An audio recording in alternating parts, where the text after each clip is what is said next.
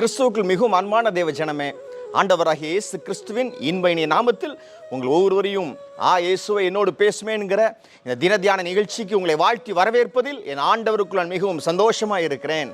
இந்த காலை நேரத்தில் சந்தோஷமாக இருந்து ஆண்டவருடைய நல்ல வசனத்தை பாருங்கள்.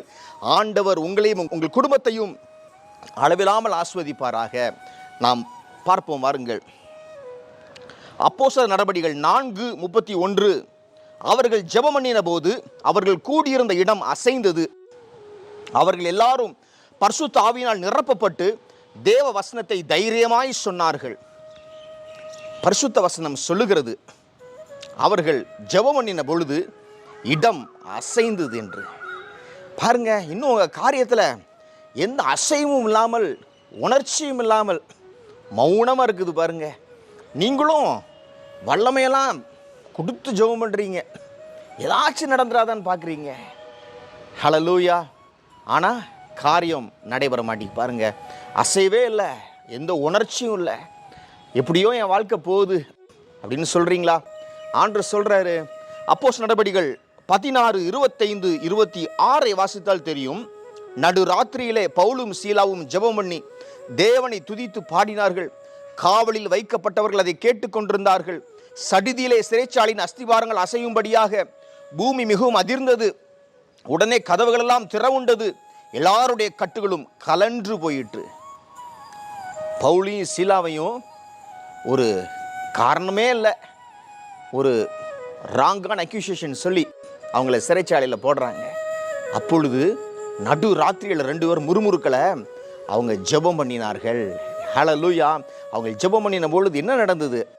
அசைவே இல்லாமல் இருந்ததா? இல்லை, அந்த பூமி அதிர்ந்தது, மிகவும் அதிர்ந்தது. ஹல்லேலூயா. அப்பொழுது என்ன நடந்தது? எல்லாருடைய கதவுகளும் திறந்தது. யார் யாருக்கெல்லாம் கட்டு இருந்ததோ அந்த கட்டுகள்லாம் அறுபட்டு போயிற்று. ஹல்லேலூயா. உங்கள் வாழ்க்கையில் இந்த நாளிலிருந்து நீங்கள் ஜெபம் பண்ணும் பொழுது அந்த உங்கள் காரியங்களெல்லாம் அசைவு பெறும். பாருங்கள், நடக்காத காரியங்கள் நடக்கும். எந்த காரியம் ரொம்ப கஷ்டமாக இருக்குது தள்ளுறதுக்கு நீங்கள் நினைக்கிறீங்களா? அந்த காரியங்கள்லாம் மூவ் ஆகும் ஃபார்வர்ட். ஹல்லேலூயா. பாருங்கள், கதவுகள் திறக்கும், கட்டுகளெல்லாம் இங்கே பாருங்கள் எல்லாருக்கும் அறுபட்டு போனது. ஹல்லேலூயா.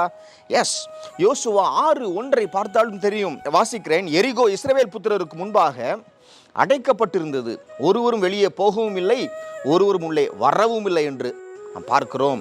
ஹல்லேலூயா. ஆண்டவர் கானான் தேசத்தை சுதந்தரிக்க யோசுவாவுக்கும் அவரோடு இருந்த இஸ்ரவேல் ஜனங்களுக்கும் கட்டளையிட்டார். அப்பொழுது அவர்கள் கானானை கடந்து போகிறார்கள். போன பிற்பாடு பாருங்கள், எரிகோ பட்டணத்தை அவர்கள் சுதந்தரிக்க வேண்டும். ஹல்லேலூயா. ஆமாம், அப்போ எரிகோ பட்டணம் நல்லா மதில்களெல்லாம் பெருசாக இருக்குது, கதவுகள்லாம் பூட்டப்பட்டிருந்தது. ஹல்லேலூயா. ஆண்டவர் சொல்லுகிறார், யாரும் உள்ளே போகவும் இல்லை, யாரும் வெளியே வரவும் இல்லை, பூட்டப்பட்ட கதவுகள். ஆண்டவர் சொல்கிறார். யோசுவா 6:3-5 வாசித்து பாருங்கள் தேவ ஜனமே. 3வது வசனத்தில் அவங்க ஒரு தரம் சுற்றி வர்றாங்க எரிகோ பட்டணத்தை. 4வது வசனத்தில் பார்த்தால் தெரியும், 7வது நாளில் 7 தரம் அந்த பட்டணத்தை அவர்கள் சுற்றி வருகிறார்கள்.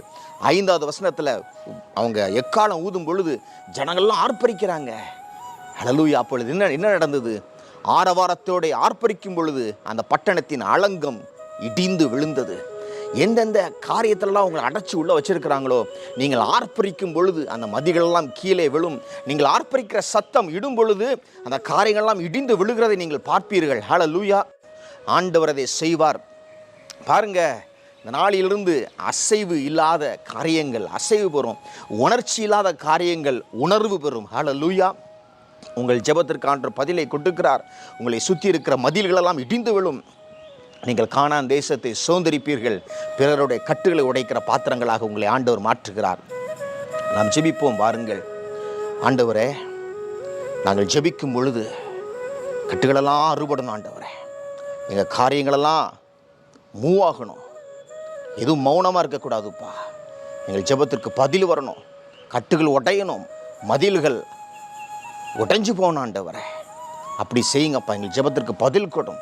ஆண்டவரே, குஷ்டரோகிகளெல்லாம் சுகமாகறாங்க. ஆண்டவரே, எல்லா நோய் உள்ளவங்கெல்லாம் சுகமாகறாங்கப்பா. ஆண்டவரே, பெரிய காரியங்களை செய்கிறீரப்பா. எங்கள் ஜெபங்களுக்கு பதில் கொடுக்கிறீர். கானானை சோந்தரிக்கிறோம், பிறருடைய கட்டுகளை அறுக்கிற ஜனங்களை எங்களை மாற்றுகிறீர். நன்றி ஆண்டவரே.